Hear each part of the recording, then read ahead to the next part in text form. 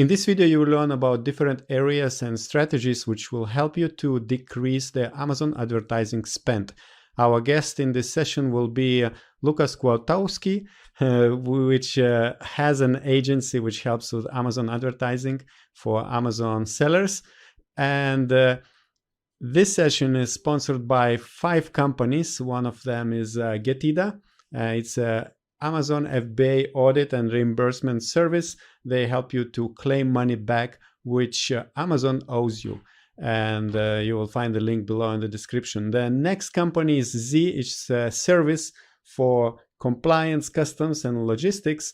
Basically, it's a all one-stop shop for whenever you want to expand your e-commerce globally. Next company sponsoring this session is Perpetua. They are an e-commerce advertising optimization and intelligence platform software. So they help for Amazon, Walmart, and other marketplace sellers to automate their campaigns, advertising campaigns. And next company, which is part of this video, is Helium 10. They are all-in-one suite for Amazon and Walmart sellers. And finally, last but not least, Unibrands is also sponsoring the session. It's an Amazon FBA acquire. They buy, build brands, not only Amazon brands, but also a Shopify direct-to-consumer brands as well. So the links to and offers of every sponsor you will find below in the description. And if you in general like what we do, don't forget to click like and subscribe to this channel. And this particular session is I'm hosting together with Lisette Lees. She works with different Amazon brands. Hello, Lisette.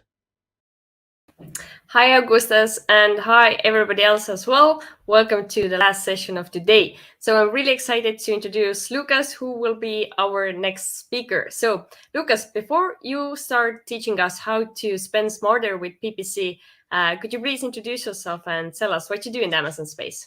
Yeah, hey Lisette, thanks so much. So I run the agency Nomads, and we specifically deal with PPC. So we are known as more of an advanced PPC agency and extremely hands-on. So we're a smaller team of people and very picky with the brands that we deal with.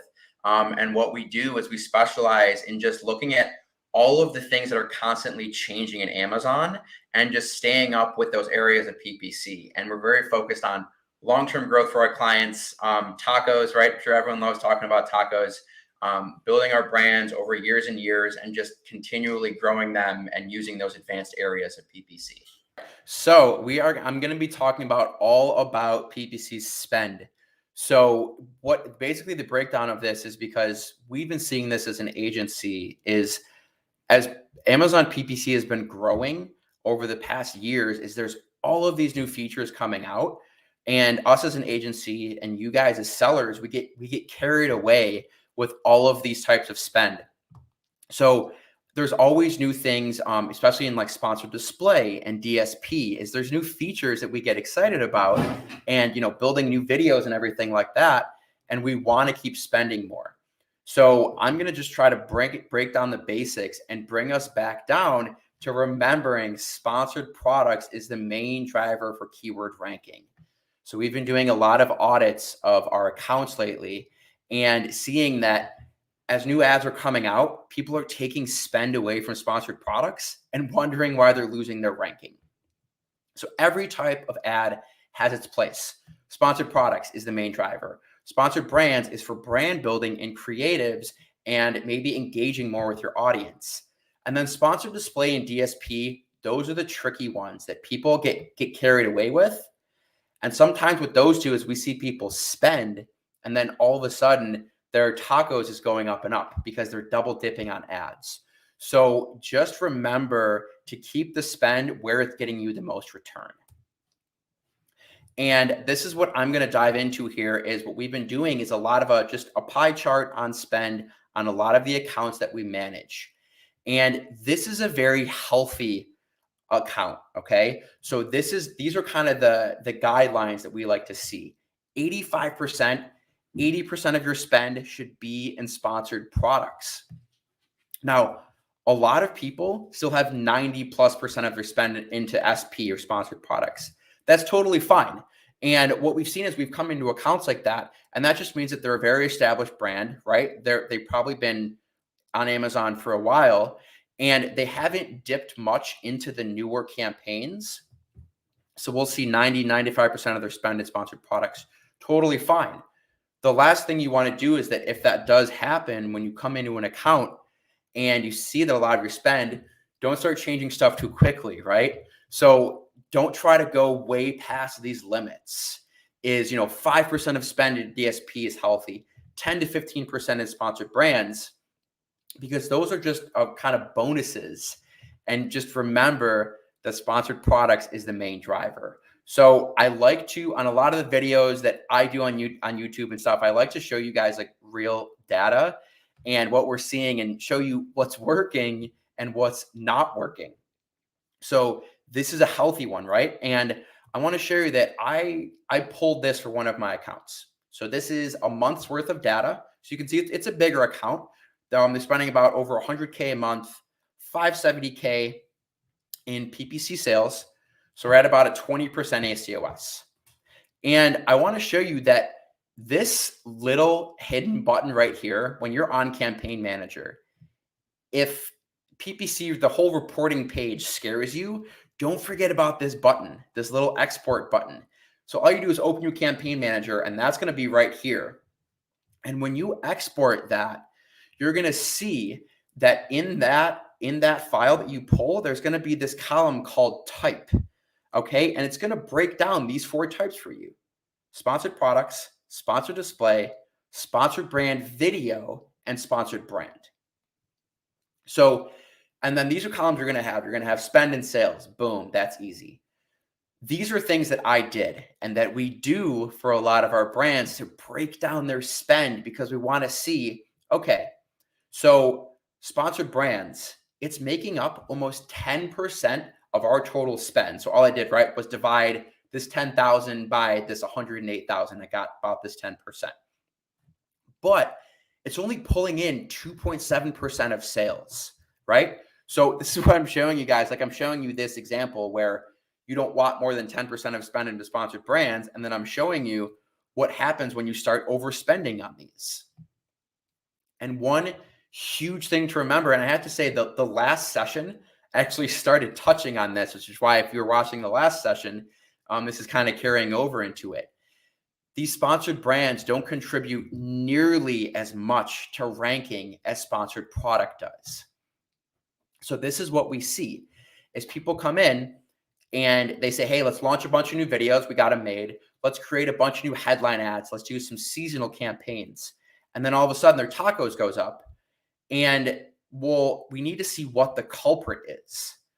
So I can at least say that in this case, what we did here was this client, they got a lot of new videos made, okay? And they got a lot of new images made. So we wanted to see what's going to happen if we go way harder on sponsored brands, right? So what happens if we have a huge amount of our spend in sponsored brands? We do it very well with sponsored products and at top of search. That is the core of our business. But how can we reach a wider audience? And this was kind of a 1-month test that we did. And this is what happens, right? So now we see that we're getting 20% of our spend from these 2 types of ads and 6% of sales. So this is where we start to work backwards. And now we're going to say, okay, we ran an aggressive month test. And you guys can pull this too. You can pull this breakdown very, very easily. And I just want to touch on sponsored display here. Now, if you guys have been sleeping on sponsored display retargeting ads, the VCPM, where you target by impression, these are the sort of results that they can pull. So that's what we did for this client. We got those set up, and they are converting crazy good, right? They're retargeting, they're offsite, they're reaching a newer audience. So these are doing crazy, crazy good. They're pulling in a lot of sales. That's why that number is so skewed. But I just want to show you what we would do working backwards from this. So let's say that next month we want 5% of our sales from sponsored brand video, right? So just working backwards, as we know that we're always going to spend about 110K a month It's a steady growth, right? Nothing's going to change. And so we know what we're going to get, but to break that spend down and working backwards, we say, okay, we're going to spend 110,000. 5% of that is 5,500. Divide that by 30, boom. $183 a day is a rough estimate for budgets. So I think a lot of people, as they start with campaigns, and for the first month, you do want them to kind of take off quickly and see what they're going to do. But after a month of data, you can look at these results and say, okay, let's really put a tight lid on this and see what happens if we set the sponsored brand and sponsored brand video to a very specific budget. So now maybe next month, they each spend 5 to 7% of our spend. What's that going to do to tacos? Okay, keep that and just reverse engineer it. So a lot of the tweaks that we do daily is with spend. And it's a very, very simple breakdown, just because you're remembering that if these get too out of hand, your tacos is going to keep going up. So that's just, we get all of that from that exporting those campaigns, right? It's very simple. You can see a breakdown. You can pull it weekly. You can pull it monthly, just to know what spend and what percent of sales all of your different types of campaigns are doing. You can go one step further. And I actually have the report pulled up here. And so this is what it's going to look like, right? So we have this. You can go through all of these numbers, and these are individual campaigns, right? So this is showing me that this campaign had this much in sales, this ROAS, right? We like to filter this in many different ways, so we can see what our biggest campaign is making percent of spend, percent of sales. And that's where we tweak the budgets a lot, because we see much bigger fluctuations by changing some budgets than changing some keyword bids daily, because it's the simplest fix you can make, and it makes the biggest impact, is looking at this breakdown and changing budgets. So I showed you guys in an overall account for sponsored brands, but like this one, right, we can see this made up this amount of spend, this amount of sales, one campaign. So you can go one step further. On the next term here, I'm going to start diving into some more reports. And everyone knows when you go to the reports page for PPC, this is what it defaults to: search term, sponsored products. That's where you find negatives, all that good stuff.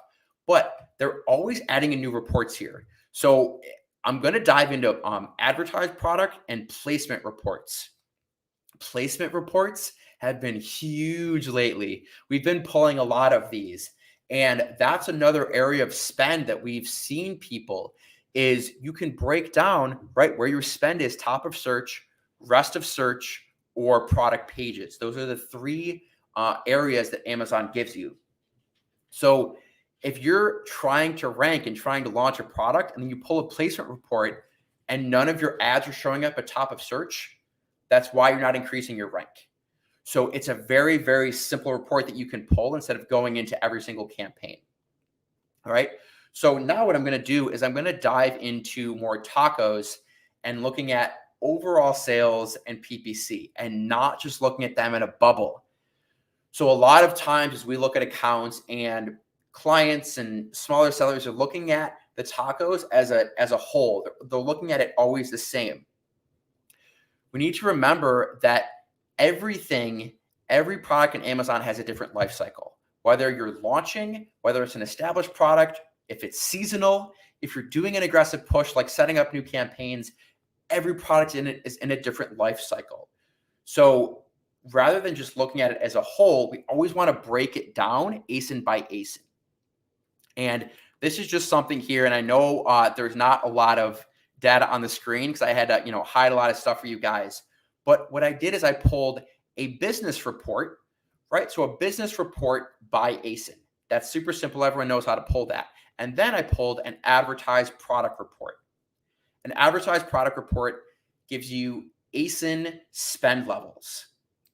And then all I did is I say, hey, this is my order product sales for this ASIN, for this ASIN last month. I did a VLOOKUP to see how much spend is this ASIN spending. And then I got my tacos.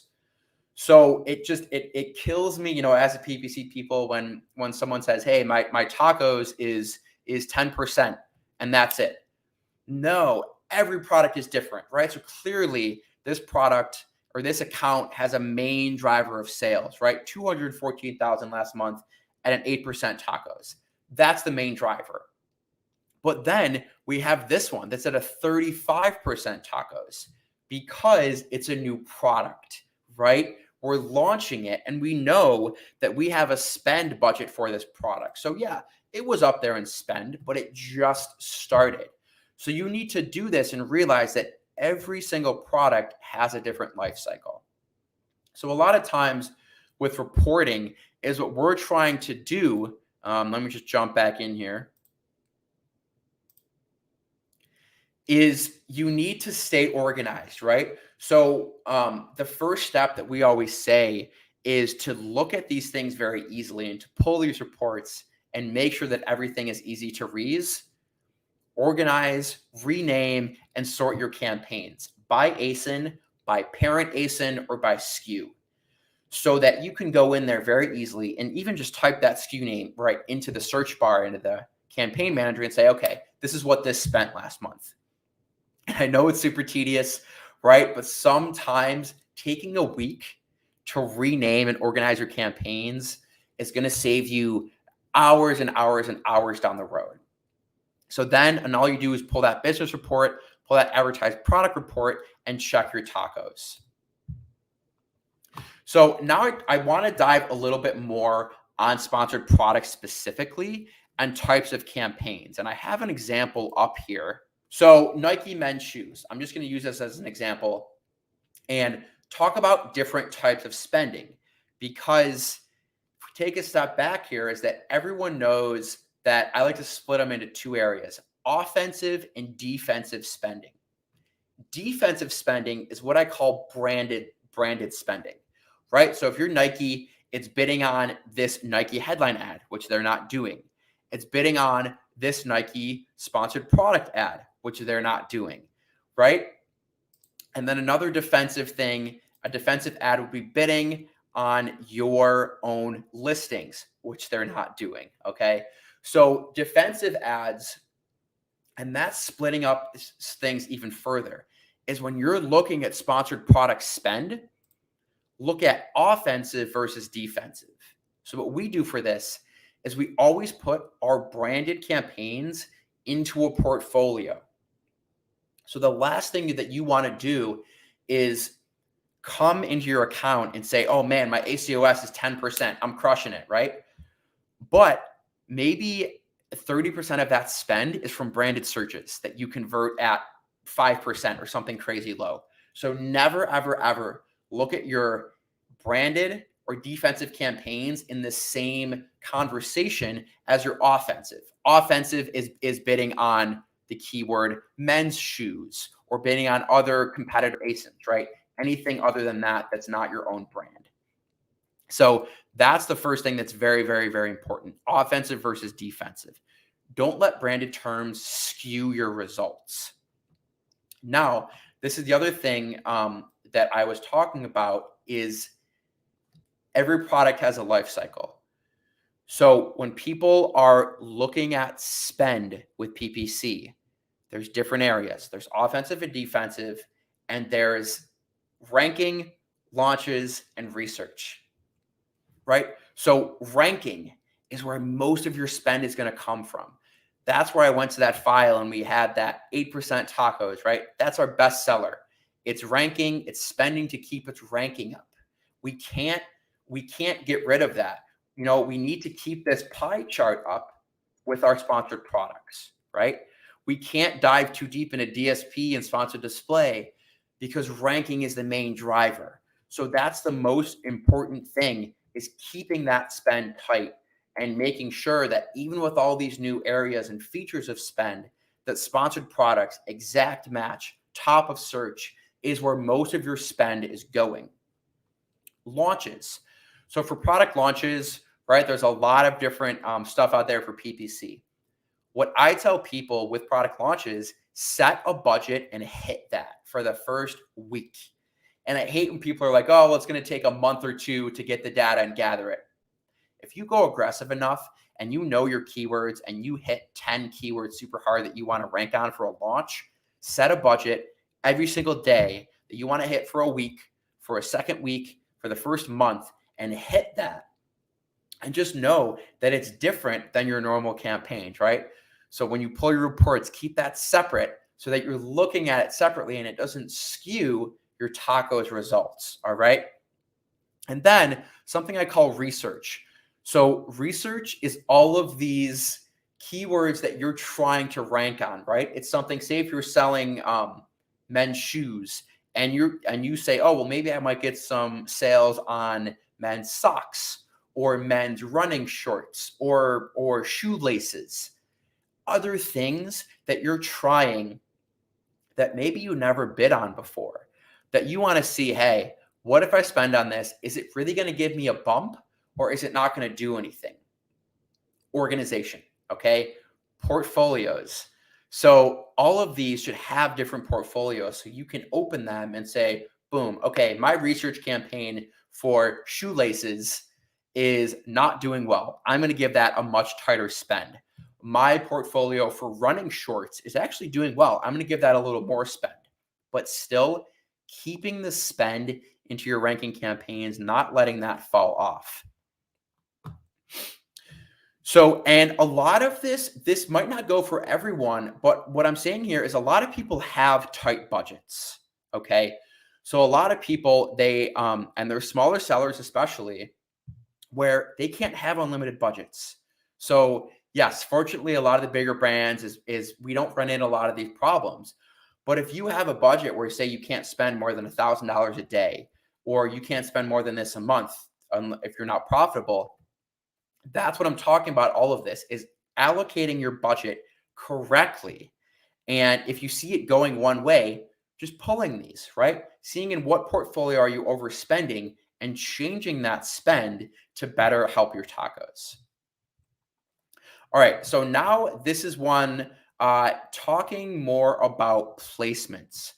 So a lot of people have been discussing this lately. And this is another report that you can pull. Let me just click back here real quick, right? So if you go into that report page, you can see here that they launched this one not too long ago. It's the placement report for sponsored products. Now, again, I'm talking everything here on sponsored products because that's the most important part of PPC. So for sponsored products, you guys know that in every campaign, there is a, type where you can set bidding up and down, bidding down only, and you can set your placement stats. So along with changing budgets, changing placement stats should be very, very common if you're not getting the results that you want.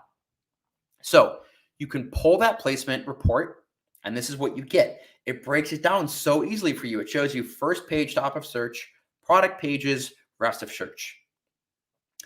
Now, again, this is an established brand and it's very, very healthy. So you can see that we have 53% of our spend for sponsored products at top of search.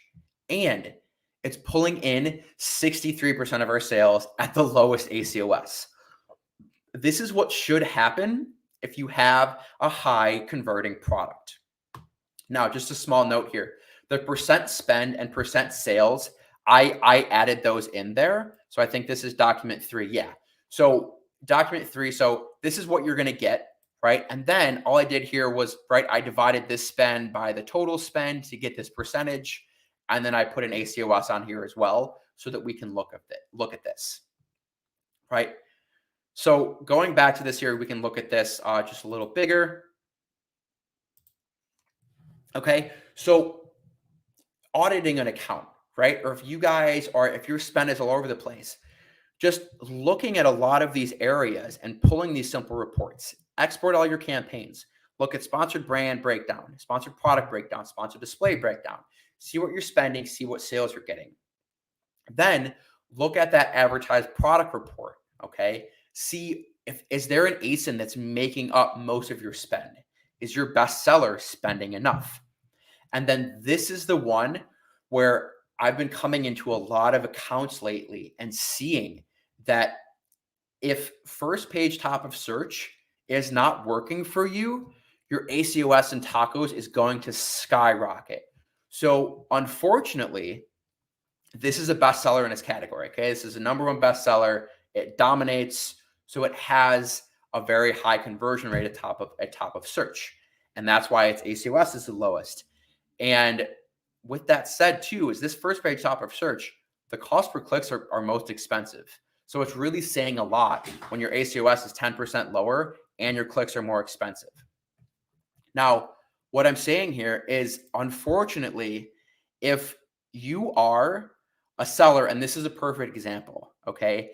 This is a 4-star product with probably a Chinese name, right? That's going up against Nike. So I'm going to guess that their conversion rate for men's Nike shoe at top of search is not that great. Okay.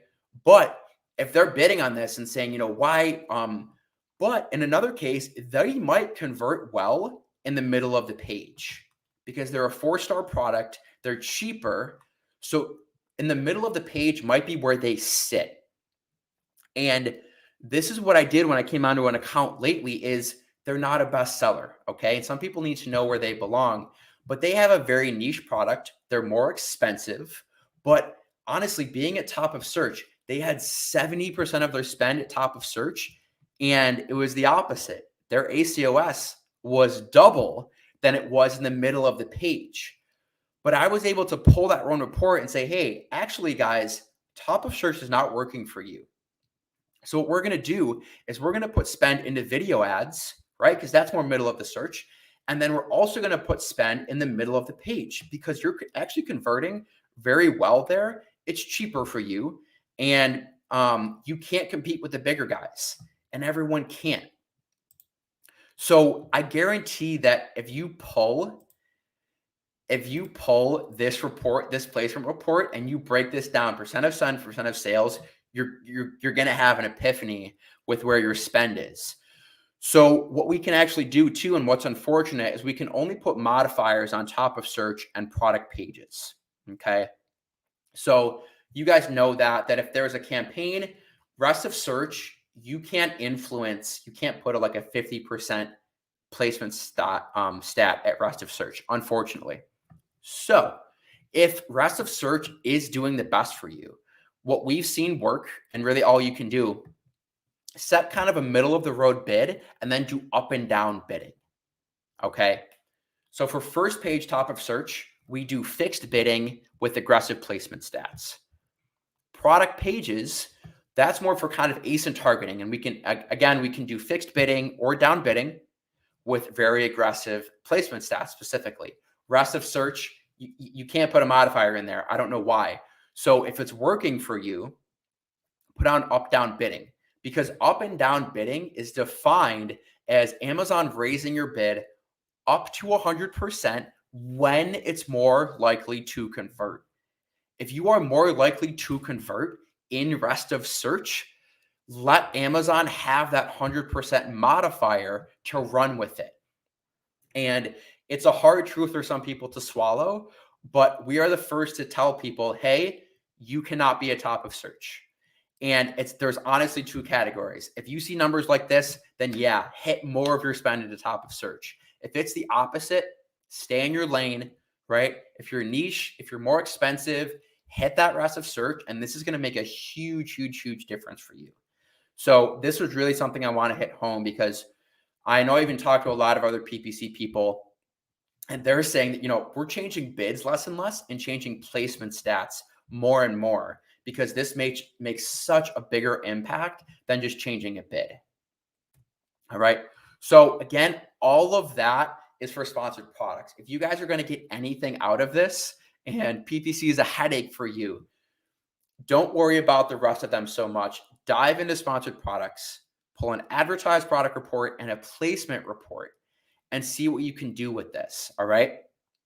And then again, if you have this, you'll go into one campaign, maybe turn off that modifier for top of search, turn on up and down bidding. And if this is not working for you, put more of your spend into rest of search, and that should help your tacos and your overall spend. So sponsored brands, right? I liked this account because it is sponsored product driven, and it was perfect timing because we took last month to really hit sponsored brands hard. And I like to show you guys that it didn't work well. Okay. So just some very high level things for sponsored brands. Exact match is king. There's actually some bugs that happen with broad match. So if anything, phrase match is fine for sponsored brands, but exact match is king. Find your top keywords and just stay at that top for that headline ad and just dominate that placement. And this is the mistake that we made, okay? This is the mistake that we made. Less is more, fewer headlines and videos that spend a lot and have longevity are going to do better than people that are constantly changing their creative, constantly launching new headline ads. It's the same thing like if you run out of stock, right? Everyone knows you run out of stock and then you come back in and things can be all funky. Video ads and headline ads that stay there and that stay with keywords longer and longer, Amazon prefers those. They like that consistency. So what you don't want to do is, A/B split test 100 different campaigns. Well, maybe you do, but then you want to lock in on a few of them that are the main drivers of your spend, okay? And have ones that are spending, thousands of dollars a day, as opposed to a bunch of different video ads that are spending $10 a day and are not doing much. We see much better results with heavy hitters for sponsored brand ads. Sponsored display and DSP. The last one I'm going to touch on here, and probably this one that has the most controversy and is the newest type of ad. So everyone, if you're a seller listening to this, you all have access to sponsored display. And sponsored display has been the one that's been the most new and exciting lately with the features.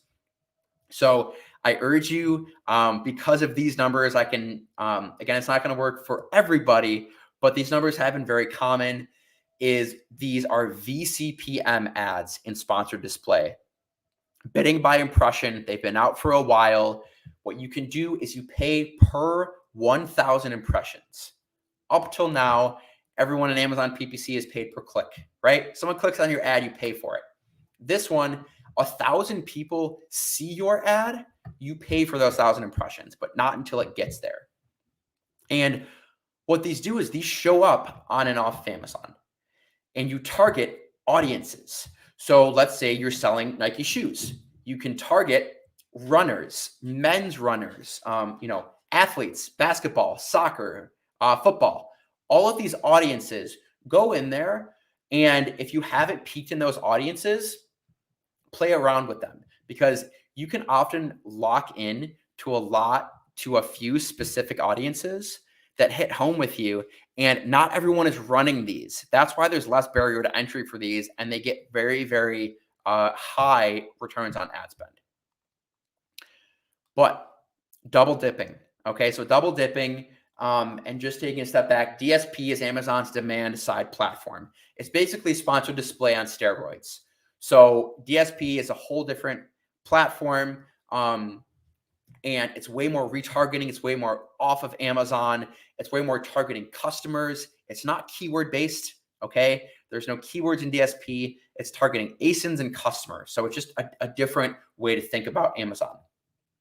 But what I say double dipping, and if you guys have a lot of sponsored display or DSP spend, and you start to see numbers like this, where your spend, a little bit of spend is getting you a lot of sales, and you're like, oh man, next month, I'm going to 10x the spend because it's doing amazing, right? So now all of a sudden next month, you spend $20K on sponsored display, and these sales keep going up, but your tacos is going down. So all these have been called for is that a lot of times, since these are retargeting ads, is sometimes if you go overboard with sponsored display or DSP spending, it's actually getting ad sales that would have already been organic sales, okay? Now, I'm not saying go in there and talk your DSP guys and say, hey, we need to stop this right now, because it's normally not the case. But just make sure that if you see these sorts of numbers with very, very high returns on ad spend, that you're checking your tacos, okay? And that your total return is going up, right? And that you're not losing more money on ads, because the last thing you want to do is spend against yourself. And that's what we see, is that people are spending against themselves if they go too crazy with DSP. All right. So that's what I'm saying here. Just these few bullet points, right? You may be catching customers who are already going to buy your products because Amazon wins either way, right? Amazon wants you to spend more. So they want a higher percentage of your sales coming from PPC. The last thing they want is for you to get more organic sales, right? But just double check this.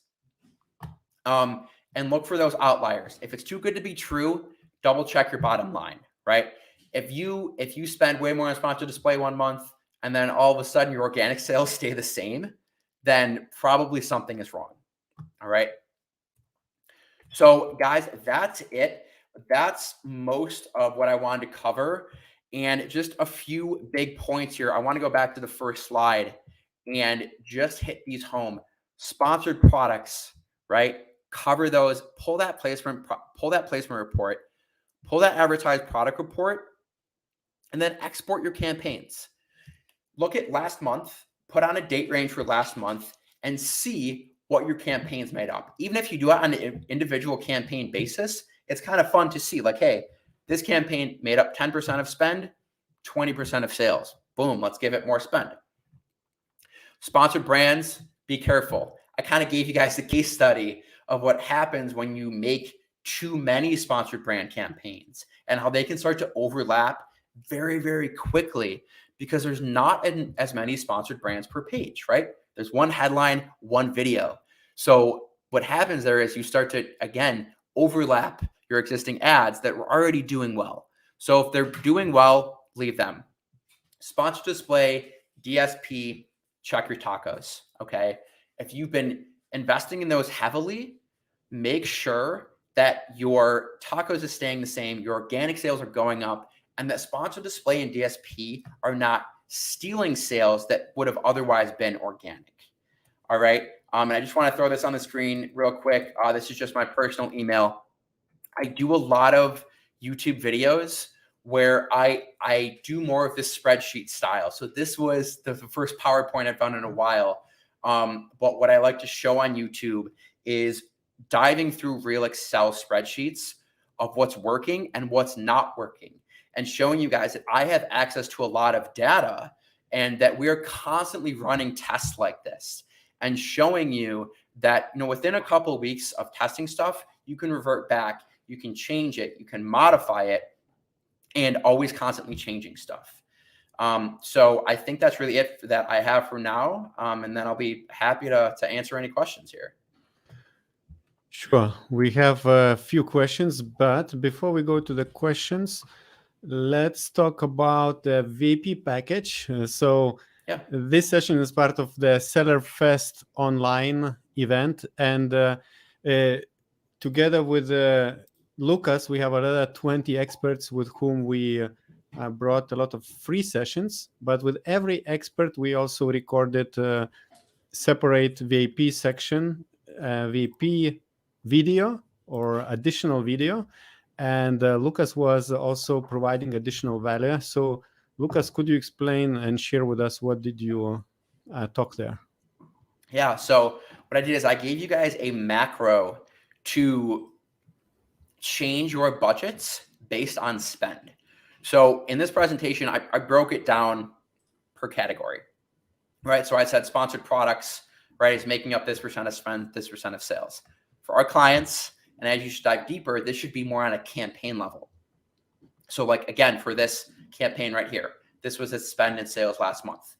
And if you have tight budgets, what I did is I gave you a macro where you can pull this report, click a few buttons, and it'll say, if this is overspending, this is what the budget should be per day.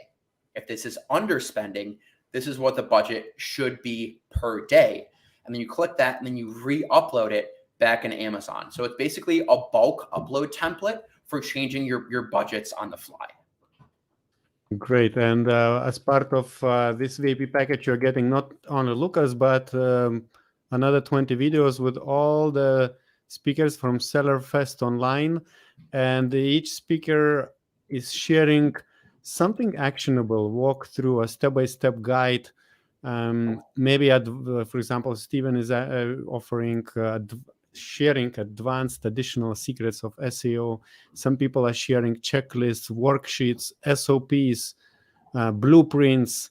So it's really a valuable package, and you will find the link below in the description for it. So, and now I think we can move on to the questions. Cool. Yeah, let's go on to the questions. So, Lucas, thank you from me as well. Very interesting presentation. So, let's take Michael's question first. From your example of percentages, why would you not increase sponsored display since it likely has the lowest ACoS and TACoS? Right. And so that's what I talked at the end of the video, is where sponsored display was making up, 2% of spend, 12% of sales. But we're doing that slowly because what we don't want to do is dip into our sponsored product spend. And that's what we've seen a lot of time with sponsored display. And those were all retargeting ads. So I can tell you next month, we're definitely doubling that spend to 5%, but we don't want to run away with it, because that's when we start to see the double dipping, where all of a sudden, if you're retargeting too much, then sure, you're spending more and your ACoS is very healthy on those campaigns, but then all of a sudden your TACoS starts to go up because these retargeting ads are just getting sales that you would have gotten organically. Okay, very good. So let's take Sema's question next. Hi, Lucas. How do you start sponsored products ads with low budget? So with low budgets, what we do there is so starting them with low budgets, I'm assuming he's maybe talking about launching, let's say that. So if you're launching a product, what we like to do is set that budget and hit it every single day. And what I'm saying is, like, you don't have to wait months and months for data to come in. So maybe set a low budget for 2 days and then hit it. If you're okay with that, double it, right? But a lot of people, unfortunately, can't start with high budgets. So what we like to do with low budgets is do very targeted keywords. So don't go crazy with it, right? Start with 10 or 20 keywords in a low budget so that all of those relevant keywords are getting the spend. And then from there, you can up it and up the spend into different sorts of campaigns. Okay, sounds great. So let's take another one. So how do you relaunch the product with variation? Which ads, how many keywords, bidding strategy, placement, targeting? So there are many questions in one question. Okay, so it's a variation listing question, which I think I get a lot, and I've been making a lot of videos on that lately. I think we all like variations are headaches, right? And it's kind of hard to think about how to advertise them. So if I go back to that shoe example, that's a perfect one, because shoes have 10 different colors on a listing and maybe 10 different sizes. So all of a sudden you have 100 variations of one parent product, and you're saying, well, where do I put the spend? So you should all know what your bestseller is, right? Just like I was saying, put your spend into sponsored products, put your spend into your bestseller. So oftentimes, too many people with variation listings, they want to spend on all variations. And then all of a sudden, let's say the best-selling men's size 9 shoe is their bestseller. If they spend on other variations and start to overlap, that bestseller is going to fall off, not get as much traffic. So what we do recommend, and what we always do, is with our variation listings, with our bestseller, make sure that is getting that top of search for those best keywords, right? Men's shoes, men's running shoes. That has to be on your bestseller. For your other variations, you need to make separate campaign for them with more long tail keywords, whether it's sizes, colors, scents, right? Take all of your red shoes and just get top of search for men's red shoes or men's size 9 shoes. And it ends up being a lot of different campaigns. But if you organize and take the time to break all of those out in the beginning, and then it's going to make your life a lot easier in the future. So I think that covered most of his question. I don't know if there was anything else in there, but that's a kind of a good guideline for advertising variations. Next is from Johans. Do you have a template of how you organize and name your campaign structures? Yeah, so we definitely have an in-house template. And I can just say that the basic breakdown of how we do it is every campaign should be labeled either SP, SB, or SD for sponsored product, sponsored brand, or sponsored display. Those should always be in there. And then we always start them with the unique identifier. So whether it's men's shoes or women's shoes or men's socks, some category identifier that you know. We have SP. And then for us, we do it by targeting types, whether that's exact, phrase, broad, ASIN, and then the actual ASIN. So we've started to do both parent and child ASIN sometimes in campaign title. But if that's, kind of past what you want to do, at least put the child ASIN in there. So that, again, you can go to Campaign Manager, type in your ASIN, and just right away see what it's doing. All right. Thank you very much. Rana says, what is your thoughts on Helium 10 CPR for PPC ranking? For example, if one keyword has 55 CPRs, does getting 45 sales by PPC at that keyword can rank us in top 4 guys? Yeah. I think that's always right. I'd say always take those numbers with a grain of salt, because everyone's always looking at those. So yeah, it's definitely relevant data and it's a good baseline for you to get. But one of the bigger metrics for PPC is conversion rate. Okay. So even at the top, that's why you never see poor converting products at the top of the page, because Amazon doesn't want them there. Because if you type in a high volume keyword and see a really bad product, it's a bad customer experience. So sales is the main driver, but you need to convert on those sales and make sure that they're relevant. So unfortunately, sometimes people see this number and they say, oh, I can get 45 sales on this keyword, but it's really not that relevant of a keyword for them. So we say, let's stay in our lane, right? Stay with more long tail keywords, rank for them. That's going to be better for us. Yes, I wanted to mention to those who didn't understand what is CPR. As far as I know, it is a Cerebro product rank, right? Yes. Cerebro product rank, yeah. All right. Next question from HMMH. If there are variations in listing, then do you recommend targeting only best-selling variation in all PPC campaigns? If all variations are targeted in all PPC campaigns, then will require high budget. If there are variations in a listing, you're going to targeting. So I'm assuming he's talking about, right, ASIN targeting another competitor in all PPC campaigns. So it's the same thing here with advertising variations. Is short answer, yes, you should advertise all of those variations. What a lot of people do, and if you think about this, if you do like a Helium 10 reverse ASIN scraper, you're doing that in search results, right? So you type in men's shoes, and then you scrape those ASINs, but you're only getting one ASIN from each of those listings. So now what we do is we go in and we have a tool called Samurai Seller. And I'm sure there's plenty of other tools out there. But what it does is you can then go to that shoe listing, click another Chrome plugin and get all of those variations and then bid on them. So yes, you should be bidding. If you have a competitor that it has 100 variations, you should bid on all of them.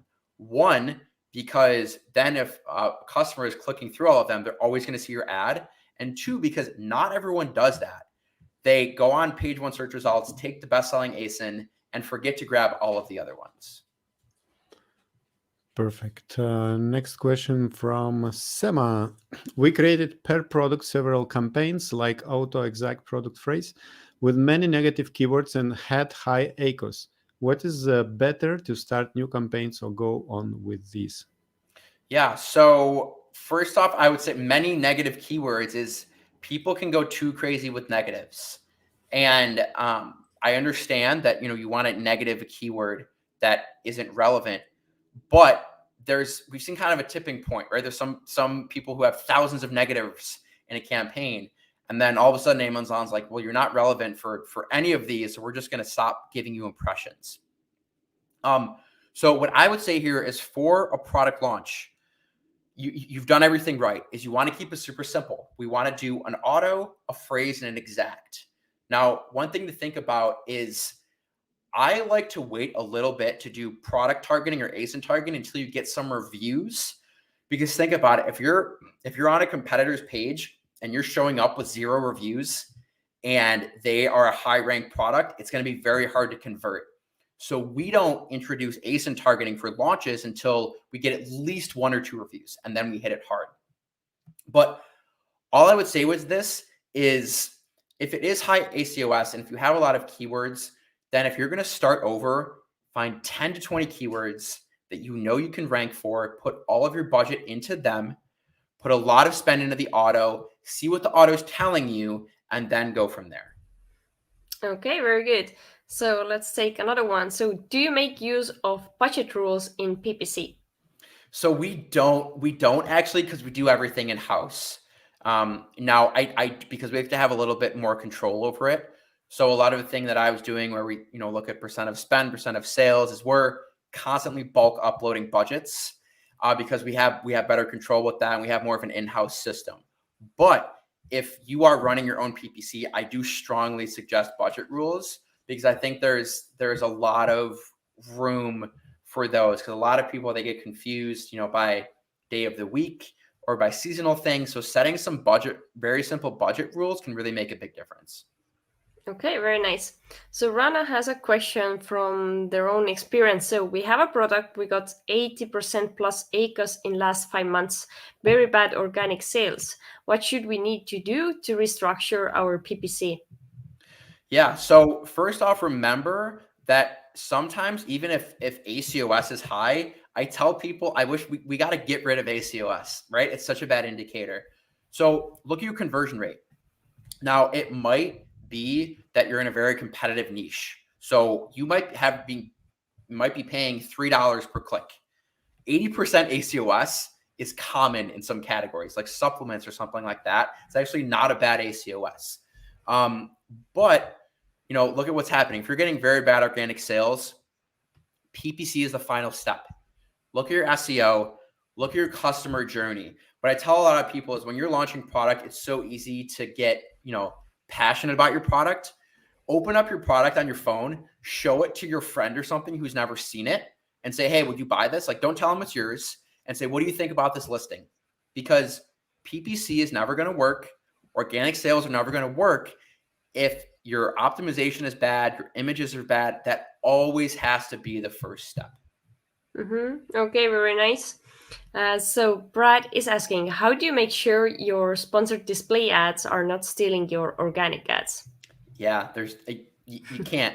So you can't be sure that they're not stealing that.